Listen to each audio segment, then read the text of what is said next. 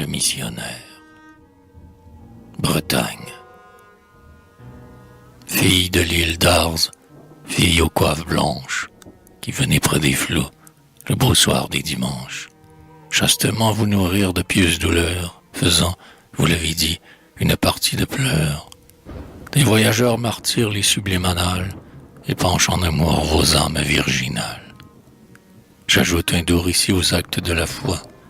Devant les flots déserts, vierges, écoutez-moi. Pâles et revêtus de leur noire soutane, ils viennent d'arriver dans le vieux port de Vannes. Le brick où montrant ces messagers de Dieu, appareil. Ô famille, amis, pays, adieu. Qu'importe, ils sont là tous, silencieux et calmes, des martyrs pour la foi rêvant loin les palmes. Les fatigues et la faim, les supplices d'eux, et la mort ne feront reculer aucun d'eux.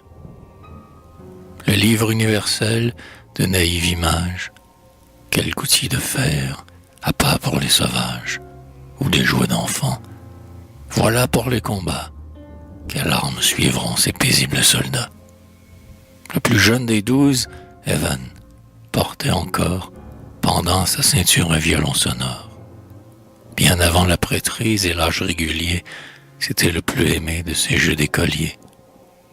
Après les longs travaux, chaque soir, dès novembre, la musique amenait la gaieté dans la chambre, et l'on dansait léger pour épargner le bois, ces casse-pieds bretons si vantés autrefois.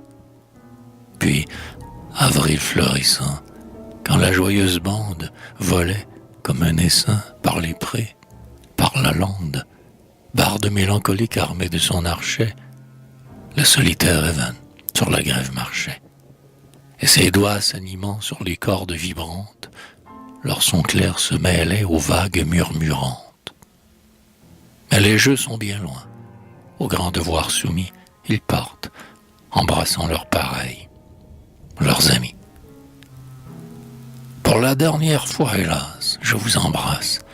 Dans les pays lointains, songez à nous de grâce. Quand vous serez au ciel, mon fils, priez pour nous. Vos parents désolés, qui vieilliront sans vous. Que vous êtes heureux, que nous sommes à plaindre.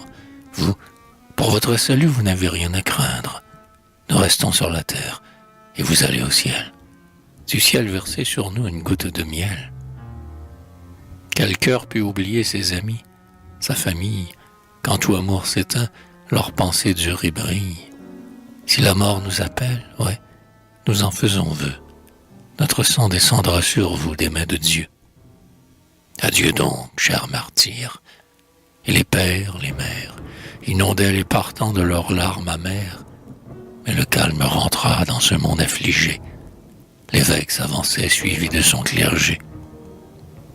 Enfants, soldats du Christ, héros dignes d'envie, quel chemin glorieux vous prenez dans la vie. Approchez, ô pasteur, de ces saints envoyés, et faites comme moi, qui leur baise les pieds. Et devant les pasteurs, les clercs et les vieux maîtres, le pontife baisa les pieds des jeunes prêtres. Puis, les yeux vers le ciel où montaient leurs pensées, tous fraternellement se tenaient embrassés. Moi, poète, je sens défaillir ma parole, que la voile se gonfle et que le vaisseau vole. À ce sublime adieu, mon cœur s'est enivré, vers le sud, vers le nord, vaisseau, je te suivrai.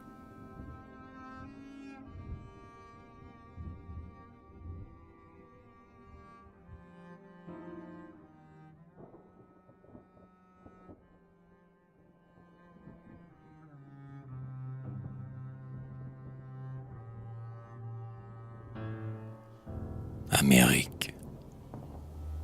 Profonde est la savane, immense, impénétrable, des cimes du palmier aux branches de l'érable, la liane déploie en tous sens ses réseaux. Trônes énormes, cactus, broussailles et roseaux, tout se croise, s'unit, sur des mares infectes, tournant en bourdonnant un million d'insectes. Ces vampires ailés, là, sur des flots dormants, surgissent au soleil les hideux caïmans. Et 20 monstres sans nom, monstres squameux et glauques. Leur fétide gosier éclate en son rauque, Un jaguar passe et crie. Au blanc magnolia, silencieux s'enroule un immense boa. Oh, la nature ici commande en souveraine, et l'homme avec bonheur la reconnaît pour reine. L'homme enfant, chasseur nu, ses flèches à la main, souple comme un serpent, agile comme un daim, qui dans sa liberté sans frein se développe et s'indigne et frémit lorsqu'un sage d'Europe, faible et dont chaque trait accuse un mal souffert, veut l'enlever, lui fort, au charme du désert. Pour élever cette âme et la faire des nôtres, d'Europe cependant sont venus les apôtres. Ô climat dévorant, ils ne sont plus que deux. Le plus jeune survit pour soigner le plus vieux. C'est Evan, le chanteur, le doux missionnaire, et des prêtres martyrs le chef octogénaire. Sur les bords d'un grand fleuve, au milieu des forêts, les voilà seuls, perdus, et pour dernier regret, ceux qui venaient vers eux quand leurs mains étaient pleines, les ont tous délaissés, légers catéchumènes. Mais le vieillard, aimant ses naïfs indiens, disait « Restons, mon fils, nous les ferons chrétiens. » Or, tandis que le saint priait dans sa cabane, Evan, par un beau soir, entra sous la savane.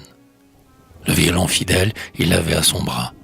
Sur les notes bientôt se mesuraient ses pas. Quand de l'épais feuillage une tête emplumée sortit, la bouche ouverte, attentive et charmée.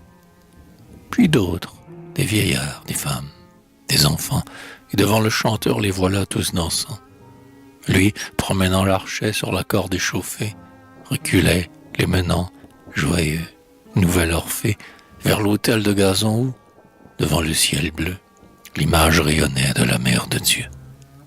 Et chaque soir, ainsi, des danses, des prières, puis des peuples errants fixés dans leurs chaumières.